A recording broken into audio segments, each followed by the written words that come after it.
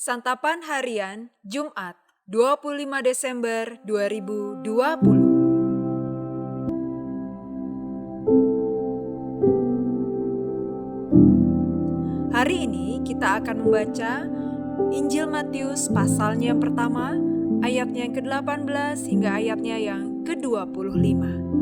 Namun sebelumnya, mari kita berdoa. Berfirmanlah bagi kami ya Allah, sebab kami mau mendengarkan firman-Mu dan memberlakukannya dalam hidup kami. Di dalam terang firman-Mu Kristus, kami memohon. Amin. Matius 1 ayat 18 sampai 25. Kelahiran Yesus Kristus adalah seperti berikut. Pada waktu Maria, ibunya, bertunangan dengan Yusuf, ternyata ia mengandung dari Roh Kudus sebelum mereka hidup sebagai suami istri. Karena Yusuf suaminya, seorang yang tulus hati dan tidak mau mencemarkan nama istrinya di muka umum, ia bermaksud menceraikannya dengan diam-diam.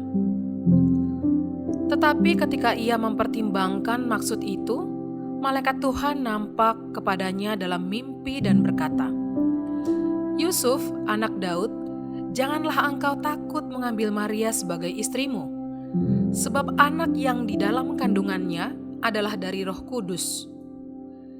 Ia akan melahirkan anak laki-laki dan engkau akan menamakan dia Yesus, karena dialah yang akan menyelamatkan umatnya dari dosa mereka." Hal itu terjadi supaya genaplah yang difirmankan Tuhan oleh Nabi.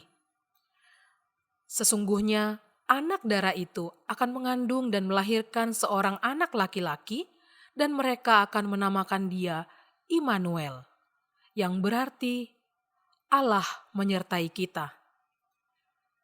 Sesudah bangun dari tidurnya, Yusuf berbuat seperti yang diperintahkan malaikat Tuhan itu kepadanya. Ia mengambil Maria sebagai istrinya, tetapi tidak bersetubuh dengan dia sampai ia melahirkan anaknya laki-laki, dan Yusuf menamakan dia Yesus.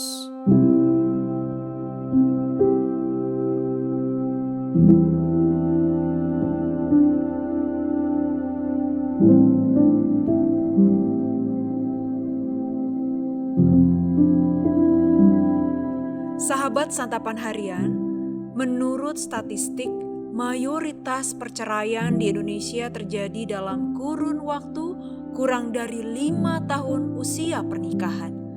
Penyebabnya ada yang dipicu oleh masalah ekonomi, perselingkuhan, dan kekerasan dalam rumah tangga. Terakhir, pemahaman mengenai kekudusan pernikahan yang semakin menurun juga menjadi pemicu. Lalu, bagaimana keluarga Kristen menyikapi fenomena ini? Yusuf, yang saat itu masih bertunangan dengan Maria, nyaris menceraikannya. Untuk menjaga martabat dan kehormatan Maria, ia berniat melakukannya secara diam-diam.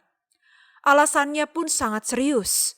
Maria mengandung anak yang bukan dari benihnya. Menurut adat istiadat Israel, istri yang berzina boleh diceraikan dengan diberi surat cerai. Namun Yusuf tidak melakukannya. Ia mempertimbangkan apakah keputusan itu sesuai dengan kehendak Allah atau tidak. Tuhan pun menjawab pergumulan Yusuf melalui malaikatnya yang berkata dalam mimpinya bahwa benih yang dikandung Maria adalah dari Roh Kudus. Anak itulah yang nantinya akan menyelamatkan dunia dari dosa. Akhirnya Yusuf memutuskan untuk menghormati kehendak Allah. Ia pun menjaga kekudusan berkeluarga dengan tidak mencemari istrinya sampai anak itu lahir. Tuhan selalu berada di tengah keluarga yang mengasihinya. Ciri keluarga demikian adalah mereka akan menjaga nilai kekudusan. Ketika persoalan muncul, setiap anggota keluarga tidak akan gegabah dalam mengambil keputusan. Sebaliknya, pertimbangan yang matang dan doa menjadi jalan untuk mencapai solusi dari persoalan yang sedang dihadapi. Inilah kunci menjadi keluarga yang kudus di hadapan Allah, mau mengikuti kehendak Allah. Apakah keluarga Anda sedang dalam masalah? Atau mungkin lebih buruk, sedang diambang perceraian? Seperti Yusuf, mari kita datang kepada Tuhan, memohon jalan keluar terbaik dan taat pada perintahnya untuk menjaga kekudusan keluarga.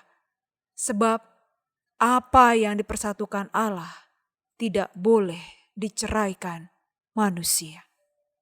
Mari kita berdoa. Engkaulah nahkoda dalam perahu rumah tangga dan keluarga kami. Walau ombak besar dan badai menerjang, kami percaya akan tetap teguh berdiri karena Engkau bersama kami. Engkau menguatkan dan meneduhkan kami.